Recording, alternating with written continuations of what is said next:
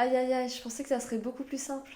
Salut à tous, aujourd'hui on se retrouve pour la création d'un poster, mais pas n'importe quel poster, un poster sur le thème du voyage.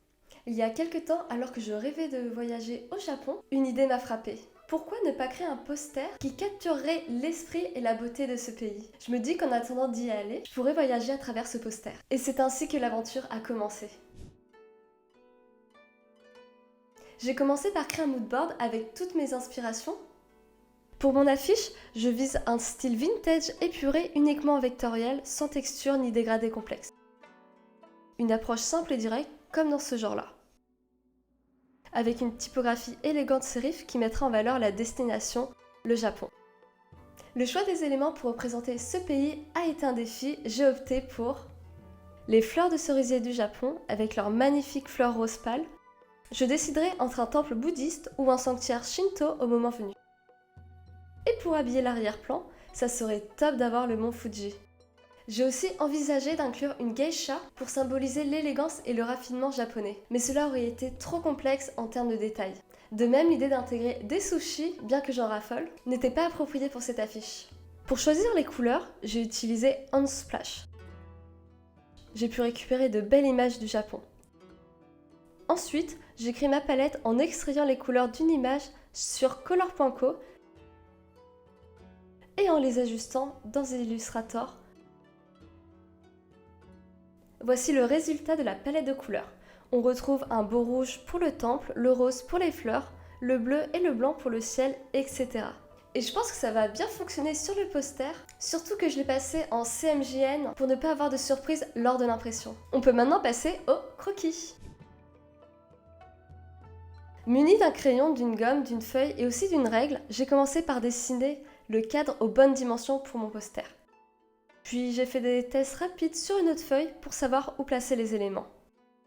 J'ai pris en compte l'espacement du contour noir et j'ai ajouté environ 1,5 cm de plus de blanc pour que le poster ait bien une bande blanche tout autour. À la fin, j'hésitais entre ces trois choix-là.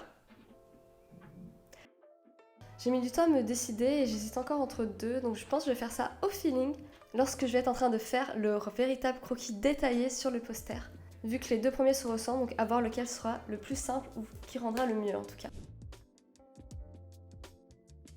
Je me suis tellement appliquée sur ce croquis pour qu'il soit le plus fidèle quand je vectoriserai sur Illustrator. Je pense que je m'en suis bien sortie pour le moment.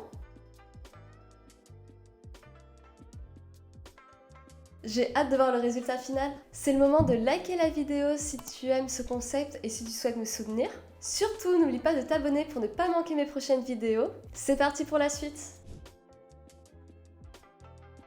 On est maintenant sur Illustrator, on va pouvoir passer à la vectorisation du dessin. Je vais d'abord créer le contour de tous les éléments pour avoir un premier aperçu. Ensuite, je vais ajouter la couleur, car c'est souvent la partie où j'ai le plus de difficultés, mais vu que j'ai déjà ma palette de couleurs, peut-être que je vais m'en sortir. Commençons par les temples au Japon sont des lieux sacrés où les Japonais viennent prier et méditer.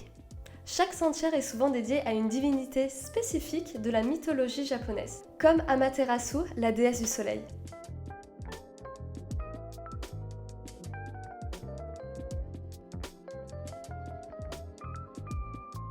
À l'entrée des sanctuaires, on trouve souvent des komenu, des créatures semblables à des lions, censées chasser les mauvais esprits. Leur architecture unique est souvent ornée de détails symboliques, reflétant les croyances religieuses et la philosophie japonaise.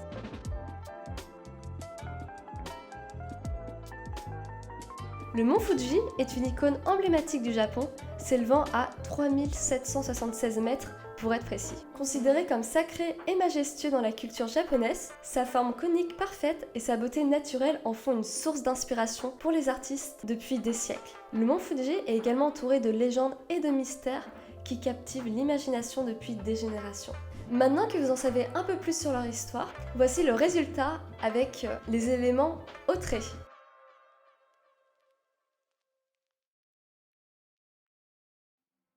Ça m'a demandé du temps, mais je suis plutôt satisfaite du résultat, même sans couleur. Dites-moi en commentaire ce que vous en pensez, et si vous auriez des idées d'amélioration. En tout cas, le plus dur reste à venir, le placement des couleurs.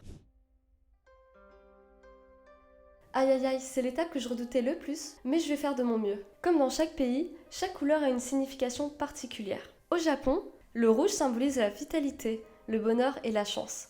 Il est fréquemment utilisé dans les temples pour ses associations avec la force et la bonne fortune.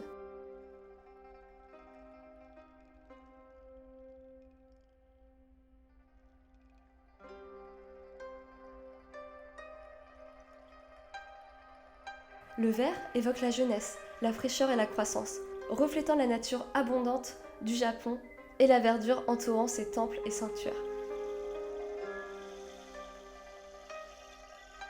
Le blanc symbolise la pureté, la simplicité et la perfection, représentant le mont Fuji dans toute sa splendeur.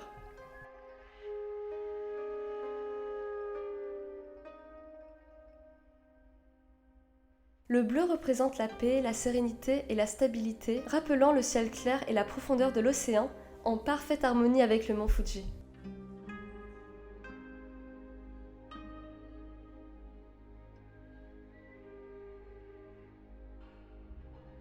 Le rose, quant à lui, est étroitement lié au cerisier en fleurs, incarnant la beauté éphémère et la délicatesse de la vie.